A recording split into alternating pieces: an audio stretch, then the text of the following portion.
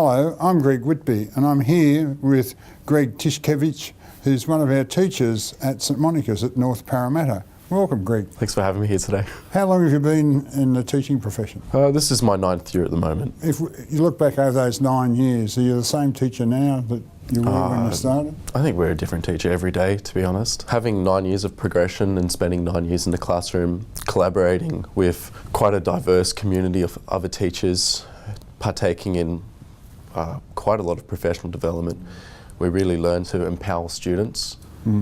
For me, I really focus on giving students a voice, and I find by giving students a voice from what I was doing before, where we were, I guess, quite explicitly teaching rather than facilitating, to what we are now, it really empowers and drives the students to move forward in their own learning. You know, coming back to when I first started to where I am now, I think the Diocese of Parramatta has changed quite dramatically. There's a lot of implementation of what teachers must be doing and how we approach things. I think a lot of that's really driven us to be quite forward thinkers. What sort of things do they say and how's that shape your teaching? Because obviously you've got to be open to change if you're going to listen to what they say. Look, you have to. It's a bit scary. I think it is really scary. It's quite terrifying for students, but it's exciting at the same time. You know, we recently we started looking at breaking apart things based on literal, spiritual, scriptural application senses, looking at surface level learning, deeper learning, where we're really getting into that pit, and then the application. And you see, when the students are really in that middle range, they really need to investigate heavily on how to get out of something. And it's them speaking and conferencing with the teachers, which is where we begin to really heavily facilitate the learning and provide those deeper questions which allow them to really investigate into something. You see, when they have found success in something, that's what really drives them to continue moving forward.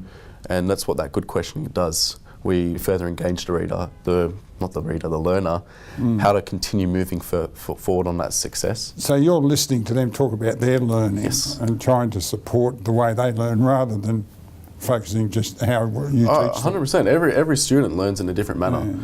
And they all bring a variety of cultures, a variety of experiences, and we want to make sure that all of those things are encompassed in our professional learning itself. Personally, I travel a lot, and recently I went on a trip to Japan, Thailand, and I updated my students on where I was, what I was doing. I posted pictures, short videos for them. Everything was made. I made things specifically for them.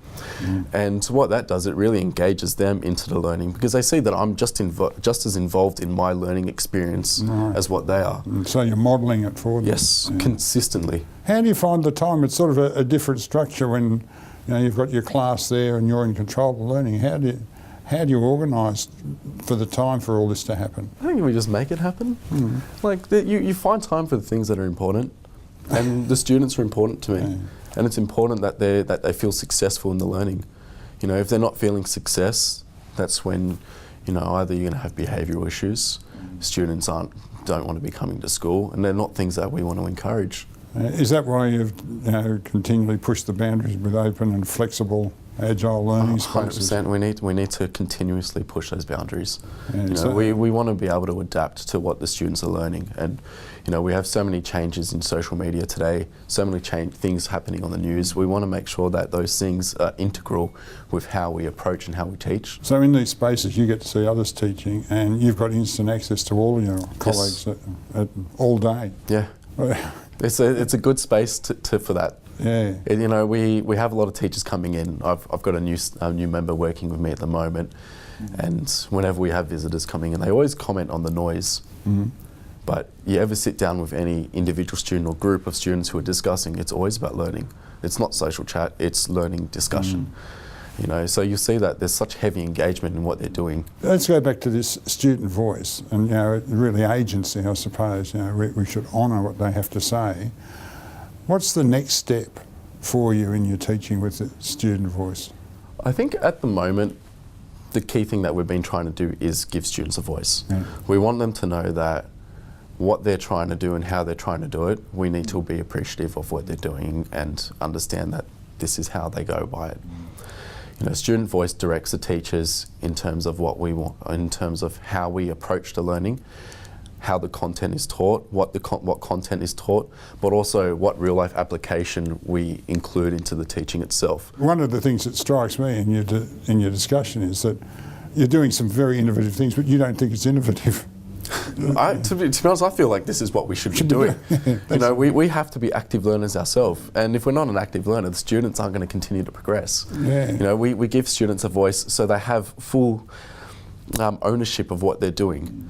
And if we continue to move down the path of giving student voice, I think we would see more collaboration, we would see a larger diversity of communication in the classroom. You know, they want to have access to technology. What technology do we give them access to? You know, we have, from experience, I see a lot of students, all they do is research.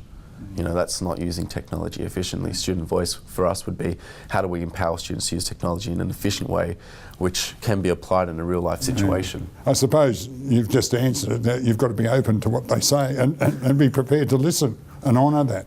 Yeah, you do have to honour it. You know, the students have a lot to say, and we learn as much from the students as what they do from us. You know, they have so many experiences that come together in that small classroom. It's me as an individual and as 30 odd students that I'm working with, or 60 odd students if we're working as a stage. There's communally, there's more knowledge and information from those students than what there is from me. I have skills I can teach students, and they can apply those skills to their learning and learn how to apply those skills into an application sense of learning. You know, that's effective for them. Well, I think they're very lucky to have you in that school community, and thank you very much for the work you do. Not a worry, thanks for your time.